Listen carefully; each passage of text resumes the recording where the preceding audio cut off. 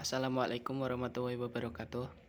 Saya Alfada Widyadana Pranowo SDM 34 akan menjelaskan mengenai tahap pertumbuhan dan perkembangan tanaman kangkung beserta hormon yang berperan.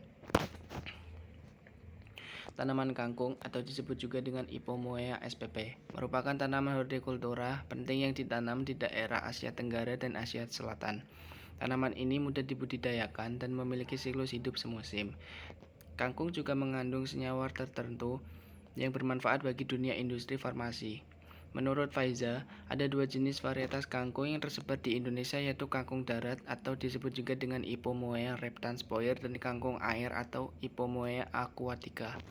Tanaman kangkung dapat bertahan pada suhu normal, tidak terlalu panas dan ataupun tidak terlalu dingin. Lahan yang cocok digunakan untuk budidaya kangkung berada pada dataran rendah sampai dengan dataran tinggi yang lebih dari 2000 meter di atas permukaan laut. Masuk ke pertumbuhan dan perkembangan tanaman kangkung. Pertumbuhan adalah proses terjadinya pertambahan jumlah dan ukuran volume yang tidak dapat balik lagi atau disebut juga irreversible yang dapat diukur.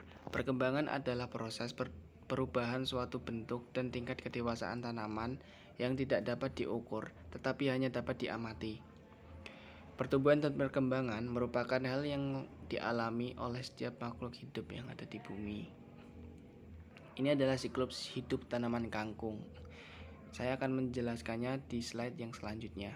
Ada fase penting tanaman yang secara garis besar ada 3 fase pertumbuhan dan perkembangan yang dilalui oleh tanaman kangkung.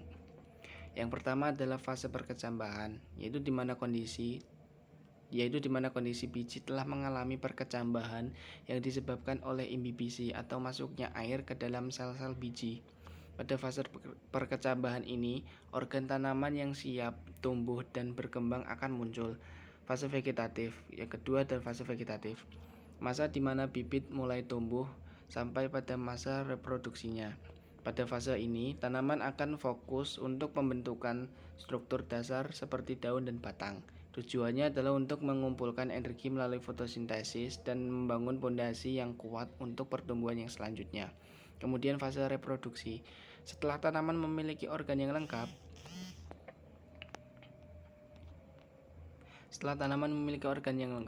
maka tanaman telah memasuki fase reproduksi.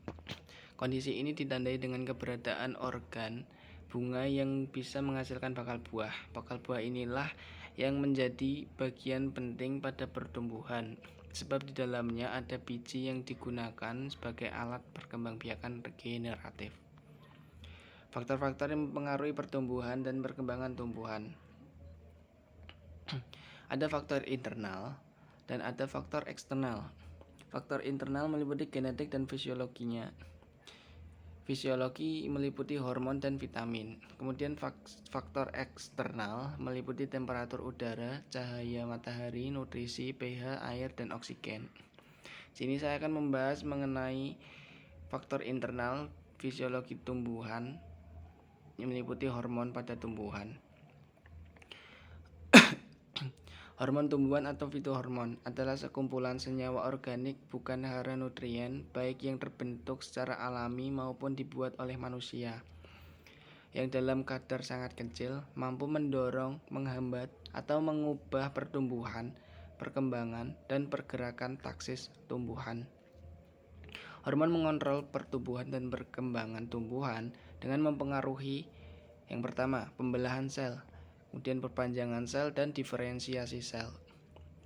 Hormon tumbuhan memiliki peran penting dalam mengendalikan proses-proses biologis pada tanaman.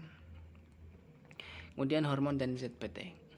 Istilah zat pengatur tumbuh atau disebut juga dengan ZPT pada tumbuhan dapat juga disebut dengan istilah hormon pertumbuhan.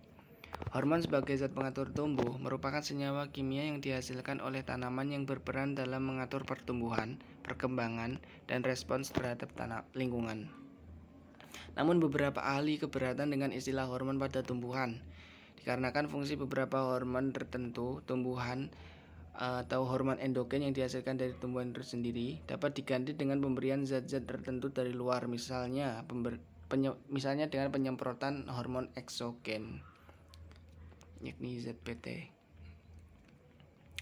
Ada macam-macam hormon pertumbuhan, di antaranya 1 auksin, gibrelin, sitokinin, asam abisat, etilen, dan asam raumalin. Namun ada 3 yang dikenal paling penting dalam proses pertumbuhan dan perkembangan tanaman, yaitu diantaranya yang pertama gibrelin. Gibrelin merupakan hormon pengatur tumbuh yang dapat meningkatkan perkecambahan biji walaupun kondisi lingkungan kurang optimal. Jenis yang paling umum digunakan yaitu gibberellic acid atau GA3 yang digunakan untuk merangsang pembelahan dan pembesaran sel serta merangsang perkecambahan biji. Kemudian ada hormon auksin, hormon pertumbuhan yang memacu pembentukan akar dan pemanjangan sel tanaman.